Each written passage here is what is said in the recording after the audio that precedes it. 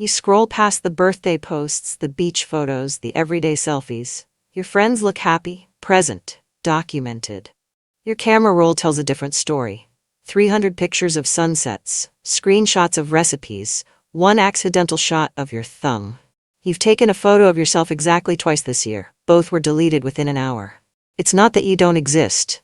You're right here, breathing, working, loving people. But somewhere along the way, being seen became the thing you optimized yourself out of. And now the absence feels safer than the alternative. This isn't about vanity. It's about something quieter, something that learned to survive by becoming small. There's a term for what happens when visibility feels dangerous: self-protective invisibility. It's a pattern where being unseen becomes your primary strategy for staying safe. Not because you consciously chose it, but because somewhere in your history, attention carried risk.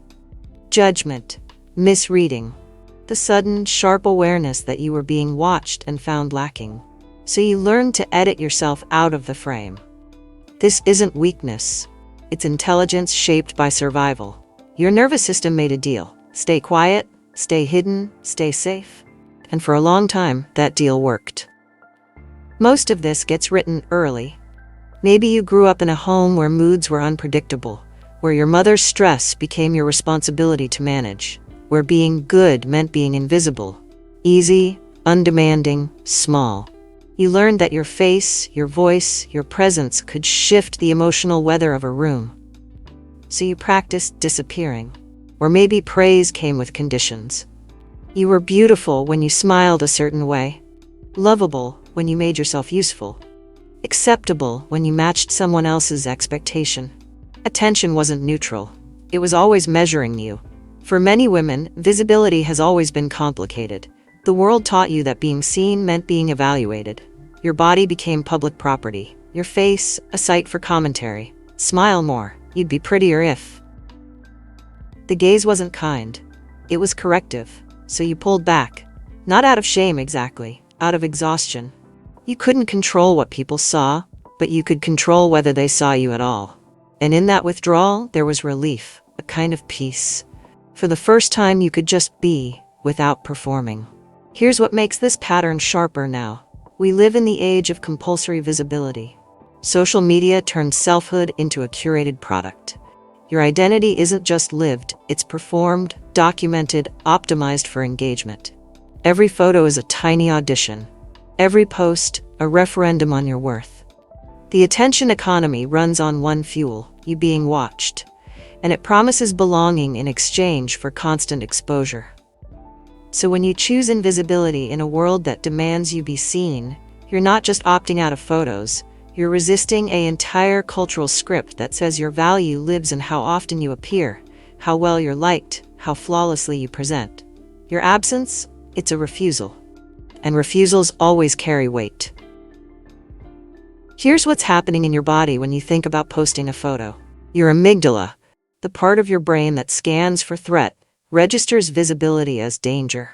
Not because you're objectively unsafe, but because it remembers the times attention brought criticism, comparison, or the sudden cold awareness of being too much or not enough. So your nervous system does what it's designed to do. It protects you. Heart rate rises. Breath shortens. That familiar tightness in your chest. Your prefrontal cortex tries to talk you down. It's just a photo, it doesn't matter. But your body knows what it knows. And the safest thing? Not posting at all. Deleting the image. Staying out of the frame. Your nervous system exhales. Crisis averted. This isn't overthinking. It's conditioning. And it runs deeper than logic. You might keep your profile picture from 2019 because updating it feels like asking for attention. You might stand behind the camera at every gathering, the designated photographer, always the one capturing but never captured.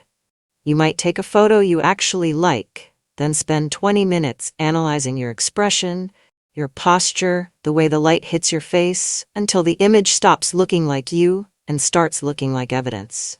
You might post a picture of your coffee, your book, your hands, anything but your face. Because objects don't require explanations. A woman spends 15 minutes choosing a photo for her work bio. She cycles through options: too formal, too casual, too serious, too smiley. In each one, she sees a version of herself that could be misunderstood. She settles on a photo cropped so tight, only her eyes are visible. Later, someone asks why she looks so distant. She deletes it entirely.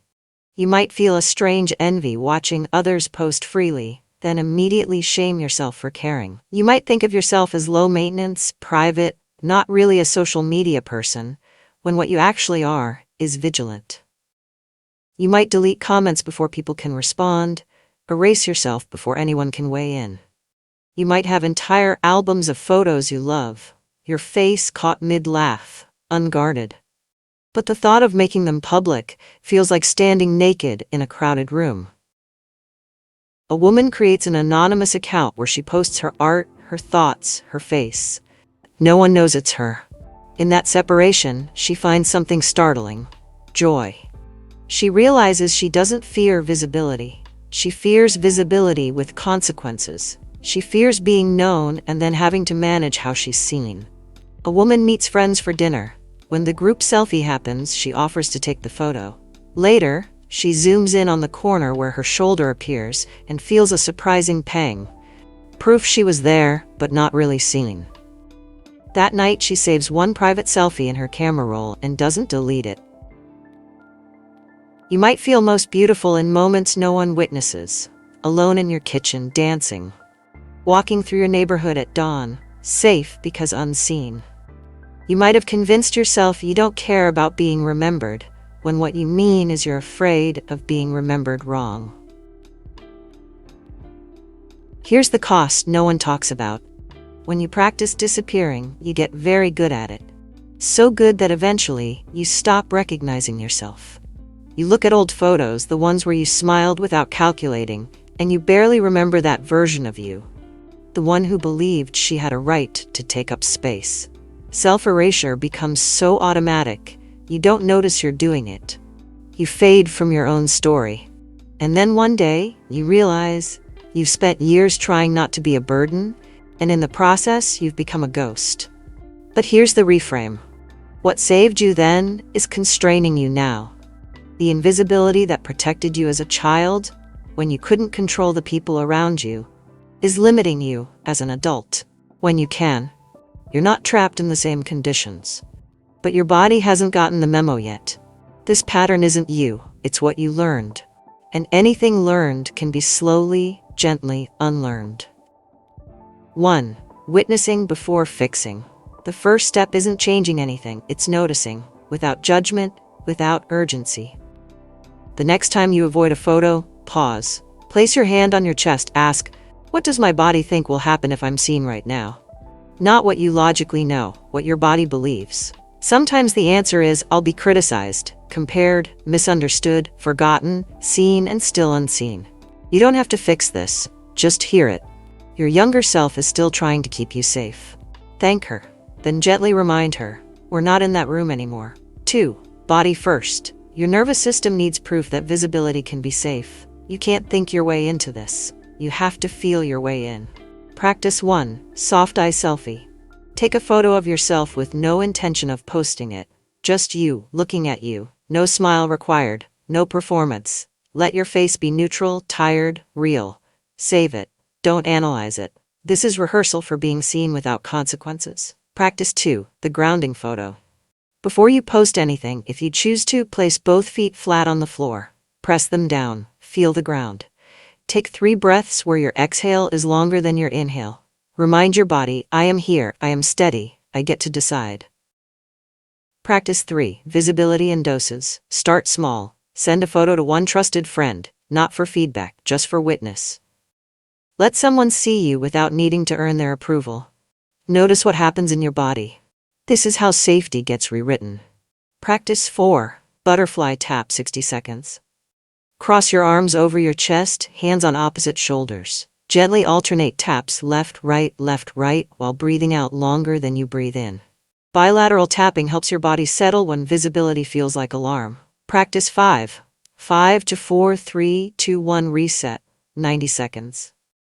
Name 5 things you see, 4 you hear, 3 you feel, 2 you smell, 1 you taste. This pulls you out of imagined judgment and back into the room you're actually in. 3. Boundary scripts. You need language for the moments when someone pushes. When someone says, "Why don't you ever post photos?" I'm learning how I want to be visible. It's a process. When someone insists you take a picture, I'm good sitting this one out. You all go ahead. When you feel pressure to explain, I show up in ways that feel right for me. When someone comments on an old photo, that was a different season. I'm not the same person anymore. When you're afraid people will think you're hiding, I'm not hiding. I'm choosing. When you catch yourself apologizing, stop. You don't owe anyone your image. 4. Language swap. The way you talk about this matters. It shapes what you believe is possible. Instead of, "I hate how I look in photos," try, "I'm still learning to see myself kindly." Instead of, "I'm too private for that," try, "I'm selective about where I share myself." Instead of, "No one wants to see me anyway," try, "I'm learning that I get to be seen without earning it." Instead of, "I'm just not photogenic," try, "I'm practicing being in front of the camera without performing." 5. Inner child bridge. Somewhere inside you is the version of yourself who first learned that being seen was dangerous. She's still there. Still small, still scanning the room. You can speak to her now. Place your hand over your heart and say, "You kept us safe, you did your job, but we're grown now. We get to decide who sees us and how. You don't have to manage the room anymore. I've got this." She won't believe you immediately. That's okay. Repeat it anyway. Over time, she'll start to relax. 6. Relearning visibility. Here's the truth about safety. It's not external, it's internal. You've been waiting for the world to change, for people to stop judging, for platforms to feel less hostile, for the perfect moment when being seen won't hurt. But that moment doesn't come. What comes is this: the slow realization that you can be visible and boundaried, seen and sovereign. Start with private visibility. Photos just for you. A mirror practice where you look at your own face without flinching. A journal entry where you describe yourself the way you describe someone you loved. Then, if you want, try small public steps. A story that disappears in 24 hours. A group chat with 3 trusted people. A photo with no caption, no explanation, no performance.